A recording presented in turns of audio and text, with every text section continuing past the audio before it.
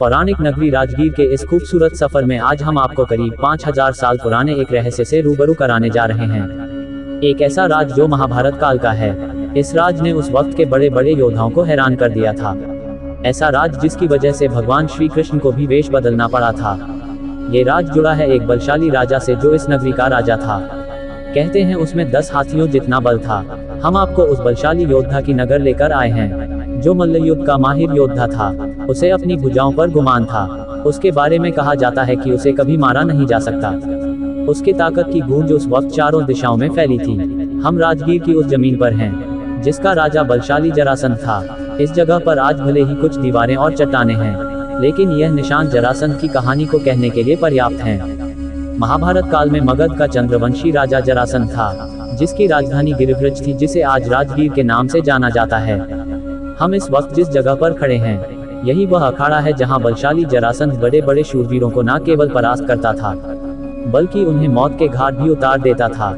जरासंध को कुश्ती का बड़ा शौक था। वो इसी अखाड़े में कुश्ती का अभ्यास करता था।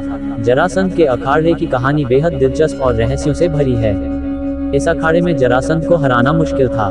जो भी वीर जरासंध को हराने की चुनौती देता था, उसे जरासंध अपने अखाड़े में बुलाता था, और फिर इसी अखाड़े में चुनौती देने वाले वीर को धूल की खानी पड़ती थी। जरासंध वैसे तो खुद वीर था, लेकिन उस जमाने में तमाम बलशाली योद्धाओं के लिए जरासंध का अखाड़े किसी रहस्य से कम नहीं था। आखिर क्या वजह थी कि उस अखाड़े में जरासंध को हराना मुश्किल था?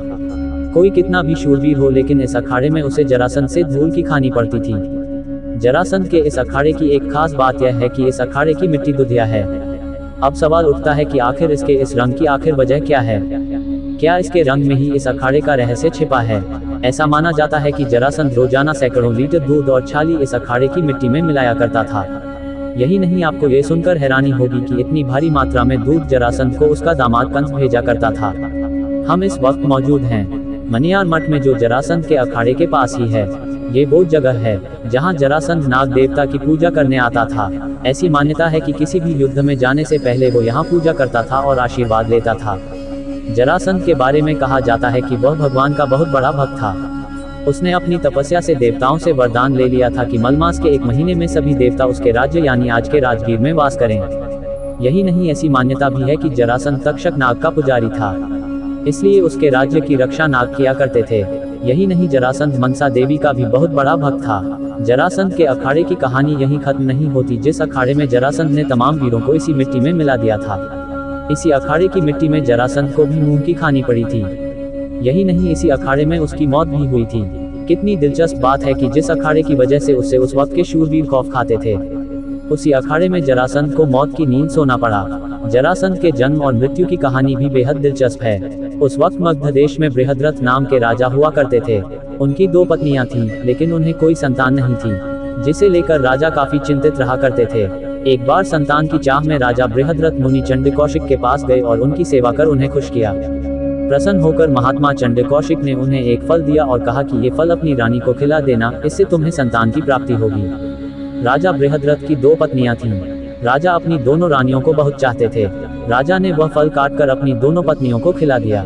कुछ दिनों बाद दोनों रानियां गर्भवती हुई, लेकिन दोनों ने बच्चे के आधे आधे टुकड़ों को जन्म दिया। इससे दोनों रानियां घबरा गईं और उन्होंने बच्चे के दोनों टुकड़ों को जिंदा फेंकवा दिया। उसी समय वहां से जरा नाम की एक राक्षसी गुजर रही थी। उसने जीवित शिशु के 2 टुकड़ों को देखा तो अपनी माया से उन दोनों टुकड़ों को जोड़ दिया और वह शिशु एक हो गया। एक शरीर होते ही वह शिशु जोर जोर से रोने लगा। राजा बृहद्रथ जो जब ये बात पता चली तो उन्होंने राक्षसी से बच्चे को मांग लिया और राक्षसी से खुश होकर उस बालक का नाम जरासंध रख दिया, क्योंकि उसे जरा नाम की राक्षसी ने उन टुकड़ों को जोड़ा था। जरासंध के जन्म की तरह उसके मृत्यु की कहानी भी उतनी ही दिलचस्प है और इसी अखाड़े से जुड़ी है। जरासंध मथुरा के राजा कंस का ससुर एवं परम मित्र था। उसकी दोनों पुत्रियों आसित व प्रापित का विवाह कंस से हुआ था। श्री कृष्ण से कंस वध का प्रतिशोध लेने के लिए उसने 17 बार मथुरा पर चढ़ाई की, लेकिन हर बार उसे असफल होना पड़ा। जरासंध के भय से अनेक राजा अपने राज्य छोड़कर भाग गए थे। शिशुपाल जरासंध का सेनापति था, जिसने 86 राजाओं को बंदी बना लिया था। बंदी राजाओं को उसने पहाड़ी किले में कैद कर लिया था। जरासंध की ख्वाहिश थी कि वो 100 राजाओं को बंदी बनाकर उनकी बलि देना चाहता था, जिससे कि वह चक्रवर्ती सम्राट बन सके। जरासंध का वध करने के लिए भगवान श्री कृष्ण भीम व अर्जुन के साथ ब्राह्मण के भेष में यहाँ पहुंचे।